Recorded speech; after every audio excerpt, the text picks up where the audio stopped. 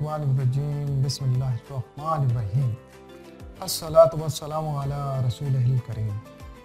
मैं हूँ doctor Tahir Iftikhar Chaudhry, public health physician, आपका डॉक्टर, आपका मौलिज। आमदे रमज़ान है और हर मुसलमान की ख्वाहिश है रोज़ा रखना। आप नॉर्मल हैं तो कोई मसला नहीं है, लेकिन जो शुगर के मरीज़ हैं वो बेचारे बहुत परेशान हैं। वो जानना चाहते हैं कि भाई हम रोज़ा रख सकते हैं या नहीं रख सकते। तो आज हम इस मौजू पे बात करेंगे रमज़ान और शुगर का इलाज। शुगर के मरीज़ों के बहुत सारे खदशात हैं, सवालात हैं जो मेरे तक पहुँचे हैं, तो मैं वो उन सवालात का जवाब देना चाहूँगा। सवाल नंबर 1 जो पहले कि रमज़ान का महीना आ गया है, क्या हम रोज़ा रख सकते हैं? जी, ये वाकई एक बहुत अहम सवाल है शुगर के मरीज़ के लिए, क्योंकि शुगर के मरीज़ का रोज़ा रखना उतना ही अहम है जितना एक दूसरे मुसलमान का। हम कह सकते हैं जी हाँ, शुगर के मरीज़ रोज़ा रख सकते हैं, लेकिन उसके कुछ शराइत हैं। अब शुगर की आप जानते हैं कि 2 किस्में हैं बड़ी, एक टाइप 1 है, एक टाइप 2 है।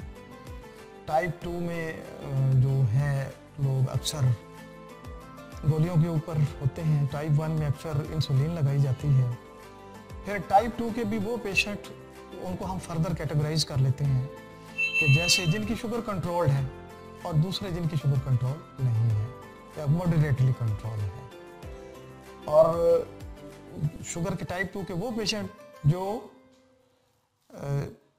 कॉम्प्लिकेशंस के साथ है, जिसको दिल का अर्ज है, ब्लड प्रेशर है, गुर्दों की तकलीफ है, तो हर किसी के लिए ये मुख्तलिफ मशवरा है। शुगर के मरीज़ को अपने मौलिज के साथ रब्ता रखना बहुत ज़रूरी है। आप रोज़ा प्लान कर रहे हैं तो आप फौरी अपने मौलिज से मिलिए, अपने वो उनके बताए हुए टेस्ट हैं वो करवाएंगे। जैसे शुगर है, शुगर के 2-3 टाइम की मॉनिटरिंग हम करवाते हैं, सुबह खाली पेट, नाश्ता के 2 घंटा बाद, रात को सोने से पहले।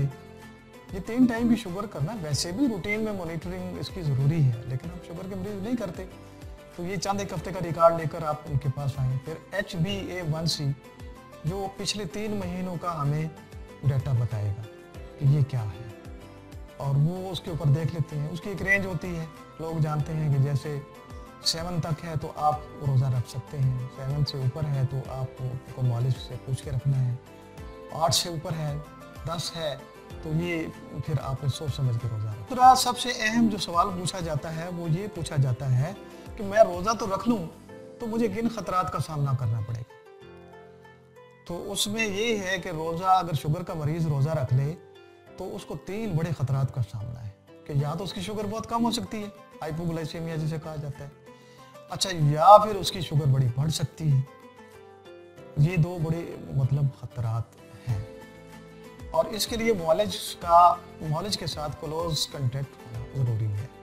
और इसके लिए ज़रूरी है कि आप जो है शुगर की मॉनिटरिंग करें। शुगर की मॉनिटरिंग बहुत ज़रूरी है। आप अपना खाना ले लें, बहुत सस्ते से आलात भी आजकल मार्केट से मिल जाते हैं। शुगर के मरीज़ों को बड़ा पैकेज भी जाता है। हम इफ्तिखार क्लिनिक वाले भी एक पैकेज देते हैं। बाज़ार में बिकने वाला 3000 का ग्लूकोमीटर हम 1500 में प्रोवाइड करते हैं। तो शुगर के आले के बगैर आप नहीं जान सकते। दूसरा, आपको अवेयरनेस होनी चाहिए कि भाई शुगर की कमी की क्या अलामात हैं, जैसे दिल घबराना, जिस्म का कांपना, पसीना आना, चक्कर आना। तो ये चीज़ें बहुत अहम होती है, इन अलामात का ख्याल करना चाहिए। जब भी ये अलामात हो तो फ़ौरन अपनी शुगर चेक करें, और अगर कम है तो उसके मुताबिक फिर चलें, लामाला रोज़ा तोड़ना पड़ेगा। और अगर शुगर बहुत ज़्यादा हो जाए तो भी ये नुकसानदेह है। और तीसरी जो कॉम्प्लिकेशंस होती है वो होती है पानी की कमी, शदीद कमी हो जाती है। ये 3 बातों का खतरात का सामना कर पड़ सकता है, और इसके लिए ज़रूरी है कि आप अपने मौलिज के साथ कांटेक्ट रखें। और बहुत अहम सवाल शुगर के मरीज़ की तरफ से आया है, हमारे शुगर के मरीज़ जो हैं, कि क्या मैं रोज़े के दौरान अपना शुगर टेस्ट कर सकता हूँ, मेरा रोज़ा टूट तो नहीं जाएगा? तो इसका जवाब है, उलमा कराम की भी राय मौजूद है कि भाई आप शुगर टेस्ट फ्रीली कर सकते हैं। اس سے روزہ نہیں ٹوٹتا. اور آپ شوگر ٹیسٹ کریں گے تو آپ کو پتہ چلے گا کہ آپ کی شوگر بڑھ رہی ہے, کم ہو رہی ہے, آپ کو آگے کیسے چلنا ہے, ڈی ہائیڈریشن ہے کیا ہے. اور یہ شوگر ٹیسٹ کب کب کرنا ہے آپ نے صبح سحری سے پہلے آپ نے شوگر کا ٹیسٹ کرنا ہے. پھر دن کو 10 بجے کے قریب آپ ٹیسٹ کریں, دیکھیں آپ کی شوگر کتنی ہے. اگر کم ہو رہی ہے, 80 سے کم ہے یا 80 ہے, تو پھر لا محالہ آپ کو روزہ توڑنا پڑے گا. اسی طرح افطاری سے پہلے اور افطاری کے 2 یا 4 گھنٹے بعد. ایک اور کوشچن جناب یہ آیا ہے ہمارے شوگر پیشنٹ کی طرف سے کہ ابھی کن حالتوں میں مجھے روزہ توڑ دینا چاہیے.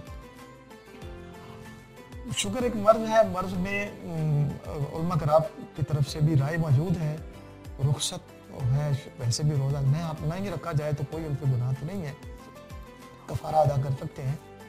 لیکن ظاہر ایک مسلمان ہونے کے ناطے ایمان کا تقاضا ہوتا ہے اور بندہ کا دل کرتا ہے کہ روزہ رکھنا ہے. روزہ رکھ لیا تو یہ کچھ علامات ہیں جس میں آپ کی زندگی کو خطرہ ہو سکتا ہے کہ آپ نے اس وقت روزہ توڑ دینا.